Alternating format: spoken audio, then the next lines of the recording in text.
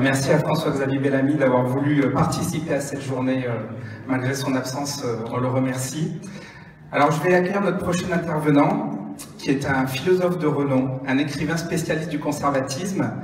Ce matin, dans notre salle, ce n'est pas le Brexit, mais c'est le Brexit, parce qu'en fait, il est britannique. Merci d'accueillir le professeur Roger Scruton.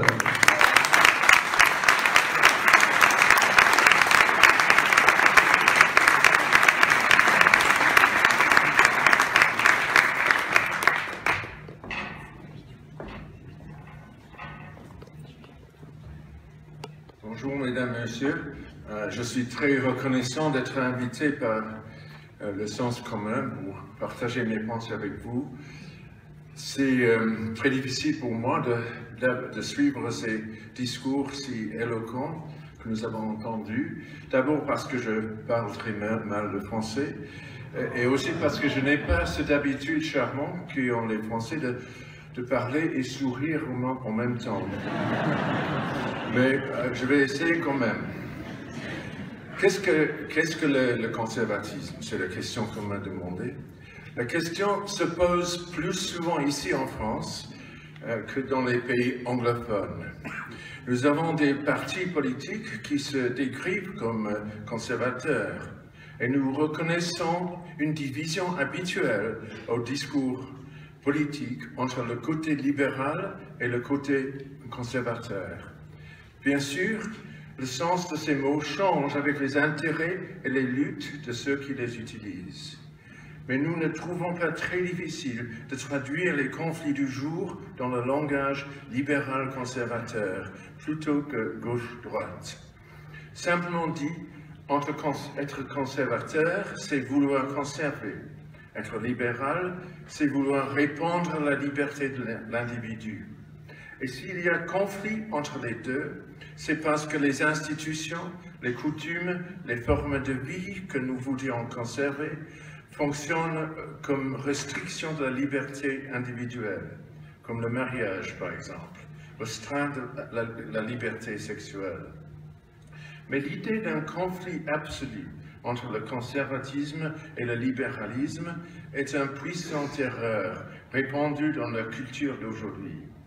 La liberté individuelle est un produit des institutions politiques et c'est une des choses que nous voulons conserver.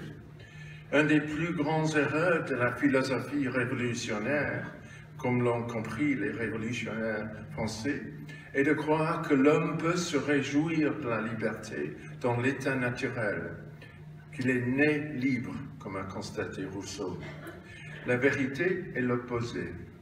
L'homme devient libre grâce aux institutions comme l'état de droit, la famille et les responsabilités personnelles qui le contraignent à reconnaître que ma liberté à moi est acquise au prix de la reconnaissance de la liberté des autres. Bref, que la liberté est un don de notre héritage politique et n'existe que parce que nous faisons l'effort de la conserver. Et cet effort est de plus en plus nécessaire parce que nous sommes en train de perdre la culture de la liberté à cause de l'intolérance croissante des islamistes et à cause de la nouvelle politique des identités. En fait, une des raisons pour laquelle je suis moi-même devenu conservateur, c'est que j'ai reconnu dans les années 60 que la politique de la libération de ce temps-là menaçait justement de détruire les institutions qui rendaient la vraie liberté, c'est-à-dire la liberté civile, possible, en nous protégeant de ceux qui y sont opposés. Dans sa forme originelle, celle qu'il a acquise à l'époque des Lumières, le conservatisme était une réplique au libéralisme classique, une sorte de « oui, mais » en réponse au « oui » de la souveraineté populaire. Il était une défense de la valeur de l'héritage contre l'innovation radicale, insistant sur l'idée que la libération de l'individu ne peut être accomplie sans la sauvegarde du coutume et des institutions menacées par l'importance exclusive octroyée à la liberté et à l'égalité. À la fin du 19e siècle et début du 20e, le conservatisme a commencé à se définir autrement. Il est devenu une riposte au modèle gargantuesque d'une société juste promue par un nouveau genre d'État managérial. Dans une certaine mesure, les conservateurs sont devenus, au cours de cette lutte, les véritables défenseurs de la liberté contre un système qui est au mieux un gouvernement bureaucratique, au pire, comme dans l'Union soviétique, une tyrannie plus meurtrière encore que celle des Jacobins dans la France révolutionnaire. On a pu le voir ici en France parmi les conservateurs intellectuels comme Raymond Aron et Jean-François Revel, qui écrivaient pendant la guerre froide contre les intellectuels de gauche comme Sartre, qui tournait vers l'Union soviétique un œil aveugle. Mais dans les années 60, je commençais à croire, en étudiant les actes et les pensées des 68ers, que la poursuite révolutionnaire de la liberté du soi, la liberté existentielle, était une espèce de contradiction. Et je me suis mis à chercher les fondations d'une philosophie qui me permettrait à croire en quelque chose de plus concret que la liberté. Bien sûr, je me suis adressé au début à Burke, dont les réflexions sur la Révolution de France est le document fondateur du conservatisme anglais. Burke opposait ce qu'il voyait comme l'erreur de base des révolutionnaires, voire l'idée d'un contrat social selon lequel la légitimité de l'État est basée sur le consentement des citoyens actuels. Le lien social, il constatait, n'est pas le contrat, mais l'attachement. Et l'attachement embrasse les morts et ceux qui ne sont pas encore nés. La société est un héritage partagé pour le bien duquel la société est un héritage partagé pour le bien duquel nous apprenons à circonscrire nos exigences, à considérer notre place dans l'univers comme partie d'une chaîne continue du donner et du recevoir, et à reconnaître que les bonnes choses dont nous héritons ne sont pas là pour être gâchées, elles sont là pour être conservées. Burke s'est mis fortement contre l'idée d'une société menée d'en haut, par les gens qui se proposent comme uniquement qualifiés à diriger les gens vers le bonheur. C'est là, croyait-il, l'origine de la tyrannie utopique. Une société, pensait-il, ne peut se construire que par le bas. Seule l'interaction concrète entre les individus produit l'affection et la confiance nécessaires. C'est en famille, dans le club et les associations, à l'école, à l'église, à l'armée ou à l'université, que les hommes apprennent à interagir ensemble comme des êtres libres qui prennent la responsabilité de leurs actions et rendent des comptes à leurs voisins. Lorsque la société est organisée d'en haut, soit par le gouvernement vertical d'une dictature révolutionnaire, soit par les règlements impersonnels d'une bureaucratie obscure, alors la capacité à rendre des comptes disparaît de l'ordre politique, autant que la société. Un gouvernement vertical nourrit l'irresponsabilité des individus et la confiscation de la société civile par l'État mène à la diffusion du refus parmi les citoyens d'agir pour et par eux-mêmes. Ces pensées sont simples en elles-mêmes, mais très puissantes dans leur application politique. Elles forment la base du conservatisme anglais, dans toutes ses formes, et expliquent pourquoi un conservateur anglais n'est pas simplement du type appelé réactionnaire par les Français. Un réactionnaire veut défaire quelque chose. Il veut détruire les nouveaux arrangements installés pour les remplacer avec des choses qu'il croit avoir perdues. Comme le révolutionnaire, il est animé par une force destructrice, même par une haine, et n'est pas content que quand la chose détestée s'écroule devant lui. Bien qu'il soit attiré aussi par une vision de l'avenir, c'est une vision aussi utopique que celui de son adversaire. une vision comme celui de Joseph de Maistre, qui voulait rétablir en France les principes de légitimité religieuse et monarchiste qui avaient, selon lui, mené l'ancien régime. Le danger aujourd'hui du discours apocalyptique est du même genre, du danger de ne réfléchir que sur ce que nous avons perdu et non ce que nous allons conserver. Le vrai conservateur, à ce que j'ai pu constater pendant ma vie, est animé par l'amour et par une sorte de tendresse envers la société actuelle, plutôt que par les sentiments destructeurs et haineux qui sont si courants à gauche. Il veut conserver ce qu'il aime et l'adapter à la situation actuelle pour qu'il dure.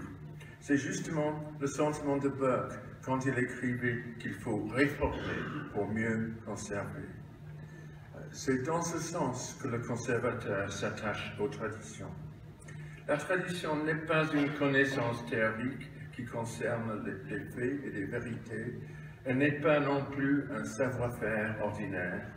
Il existe une autre forme de connaissance qui comprend la capacité à maîtriser certaines situations, savoir que faire afin d'accomplir une tâche avec succès, savoir que faire en société, que dire, que ressentir. Ce sont des connaissances que l'on acquiert par l'immersion dans le monde. Elles ne peuvent être enseignées par la leçon, mais seulement par l'osmose.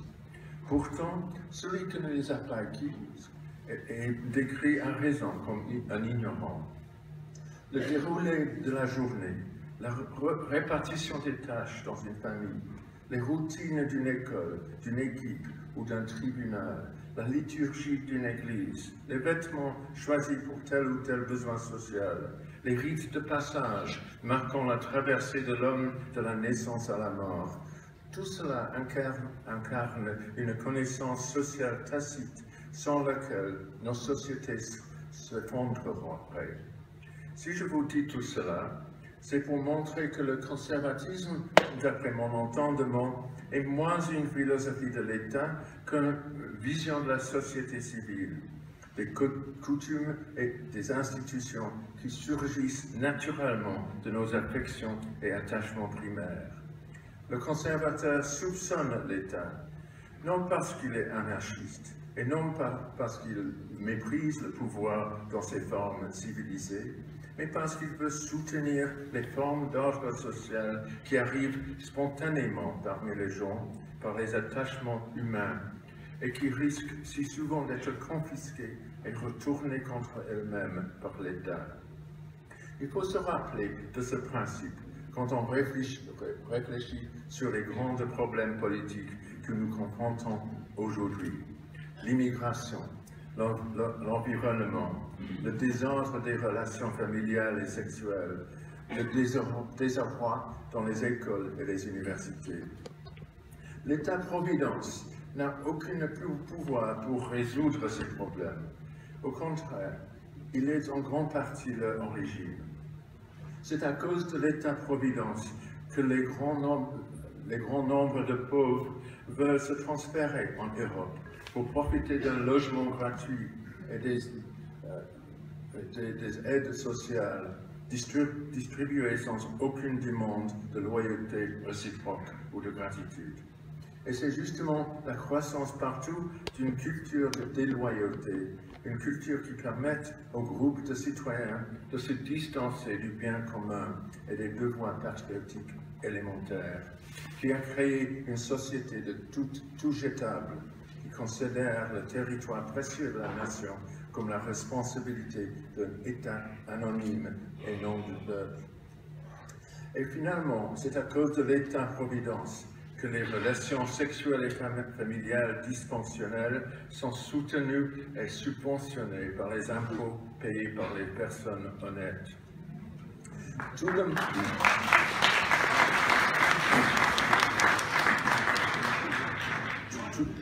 le monde, j'ai l'impression, est conscient de ces faits et du fait que l'État moderne a confisqué à la société le pouvoir de s'en occuper, sans s'en occuper lui-même. Et c'est une raison de prendre au sérieux la distinction soulignée par le conservatisme entre la société civile et l'État. Une distinction finement élaborée par Hegel, un des grands maîtres de la tradition conservatrice. En même temps, le conservateur n'est pas anarchiste et reconnaît la vérité dans le libéralisme, que l'ordre de nos sociétés européennes est fondé sur la politique, dans le sens large de cet terme, voulant dire non l'État moderne, mais la tradition de se gouverner par le consentement des citoyens. Il y a ici encore une distinction, cette fois entre l'ordre religieux et l'ordre politique. La forme religieuse de l'ordre social nous est donnée à voir dans la Bible hébraïque et dans le Coran. C'est un ordre où les lois sont fondées sur des prescriptions divines et où les charges terrestres sont occupées par délégation de Dieu.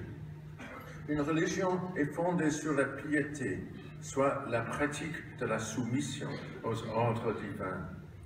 Dans l'ordre politique, par contraste, une communauté est gouvernée par des lois et des décisions humaines, sans référence aux impératifs religieux. La religion est une condition statique, la politique un processus dynamique. Tandis que les religions exigent une soumission sans réserve, le processus politique propose la participation, la discussion et la législation fondée sur le consentement. Ainsi en est-il dans la tradition occidentale. Face à la tentation constante que nous constatons aujourd'hui dans sa forme la plus virulente chez les islamistes, de renoncer à la tâche ardue de compromis et de trouver refuge dans un régime d'impératifs incontestables. Cette tradition est parmi les traditions de compromis et parmi les traditions qu'il est urgent de conserver, parce que nous avons maintenant, vivant parmi nous, des minorités qui veulent la remplacer avec une obéissance absolue, non à nos lois et coutumes indigènes, mais à un Dieu auquel on a fait appel pour le gouvernement des tribus indisciplinées du Moyen-Orient. Une des grandes tâches pour le conservatisme aujourd'hui est de réconcilier la tradition d'ordre politique dans laquelle l'État nécessairement joue un rôle décisif avec une vision de la communauté politique qui reconnaît que c'est dans la société civile et non dans l'État que le destin et le bonheur de l'homme se trouvent. Les Français ont des raisons profondément liées à leur histoire de rejeter ici la solution monarchiste, des raisons qui n'ont aucune force pour nous les Anglais.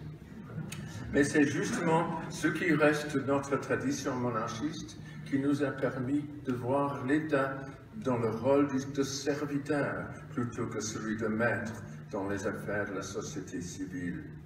Bien sûr, c'est une espèce de mythe que notre gouvernement est serviteur de la reine et que la reine se réjouit d'une souveraineté absolue qui ne peut être divisée qu'avec son consentement. Mais bien que les mythes sont littéralement faux, ils expriment aussi des vérités plus profondément insérées dans l'expérience humaine que les vérités superficielles du quotidien politique. La reine joue un rôle représentatif, et ce qu'elle représente n'est pas les institutions du gouvernement, mais la société civile et la loyauté dont la société dépend. Bref, elle représente le nous, la première personne du pluriel, qui est la voix de la nation, conçue comme source des devoirs publics. Ici, il faut faire mention d'une idée qui est fondamentale pour la politique écologique. Les êtres humains, lorsqu'ils s'établissent quelque part, sont animés par l'oikophilie, ce que j'appelle l'amour du foyer, qui n'est pas seulement le chez-soi, mais le peuple qui l'habite, et les arrangements concomitants qui dotent de ce chez-soi de contours durables et d'un sourire constant.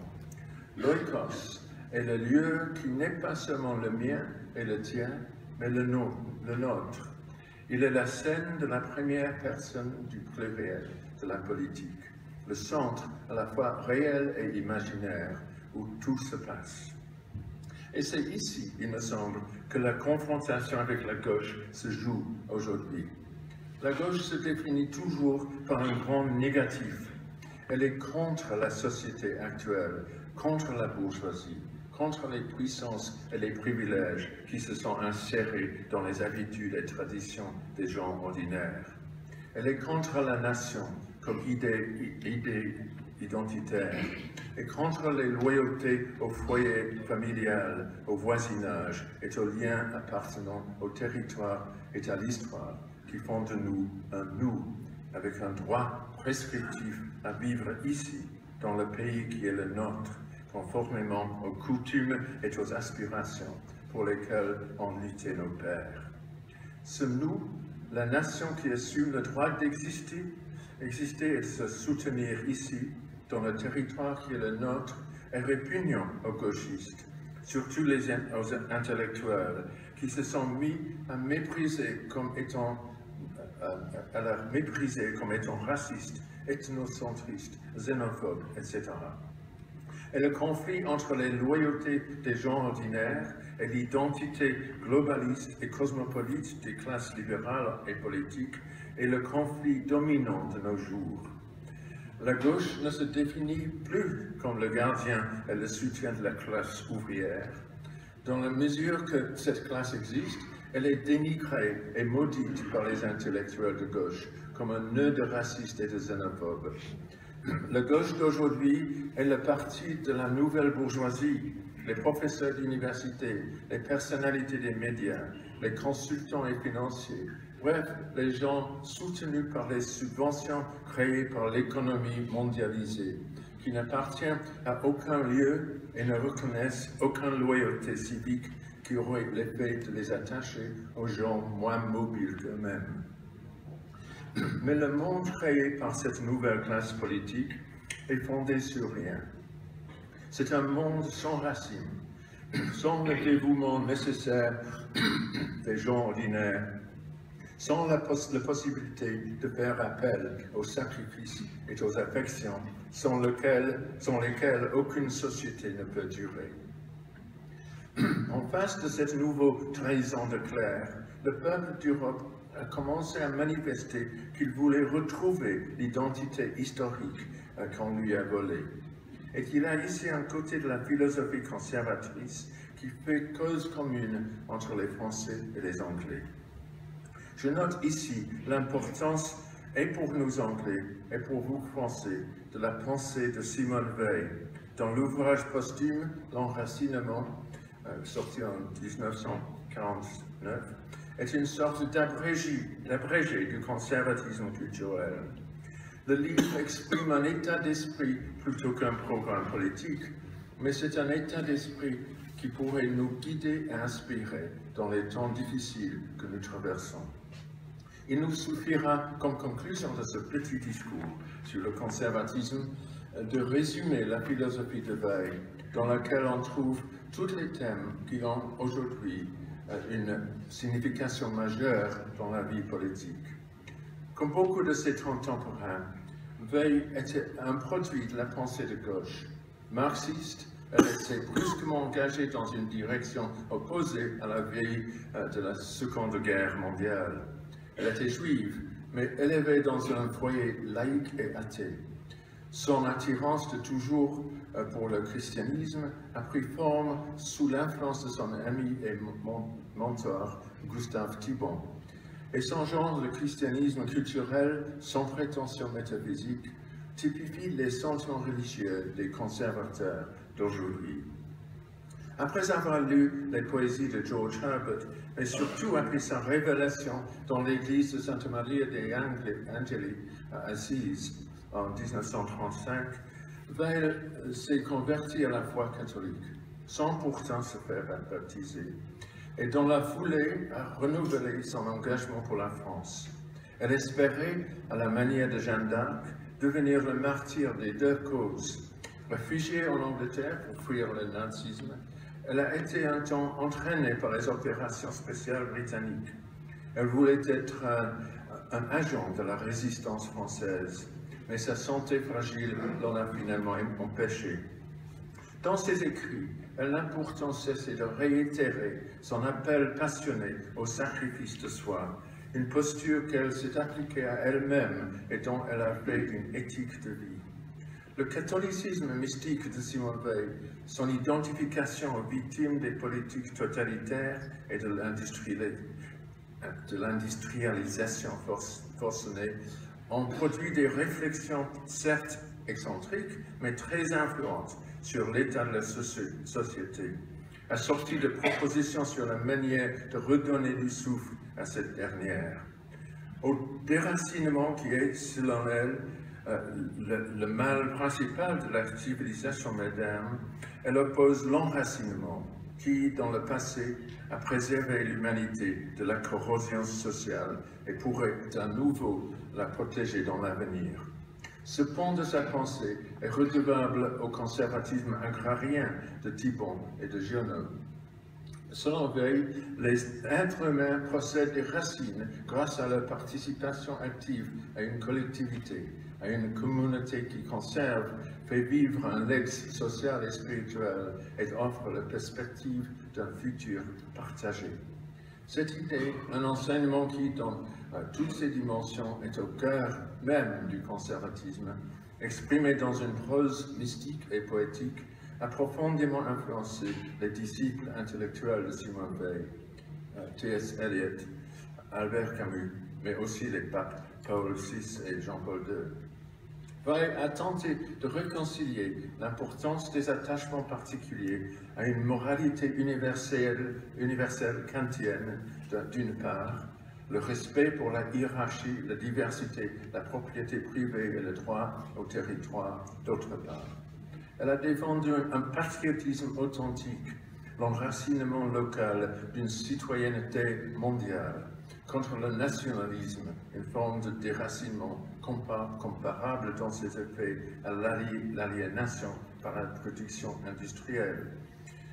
Dans son aversion pour les effets de l'industrialisation, elle a invoqué une inspiration autant chrétienne que marxiste et proposé des remèdes utopiques, l'interdiction de créer de grandes industries, par exemple, pour l'amélioration de la condition des travailleurs. Comme Ruskin, le penseur anglais, conservateur, moitié socialiste et grand esthète, elle a voulu faire du travail un exercice d'obéissance volontaire, justifié par l'allégeance à la collectivité et à l'ordre social, une forme de fidélité pieuse à la vie où la gravité et la grâce commanderaient les actes du quotidien. Sa conception profondément morale de la vie économique a aussi influencé son appréciation du droit. Comme Kant, elle pensait qu'il pouvait imposer une morale sans porter atteinte à la liberté. La Constitution anglaise qu'elle admirait exprimait assez bien cette idée. Son amour de l'individualisme lui faisait pourtant penser que le droit ne suffit pas, que le salut ne vient que d'une disposition intérieure au sacrifice.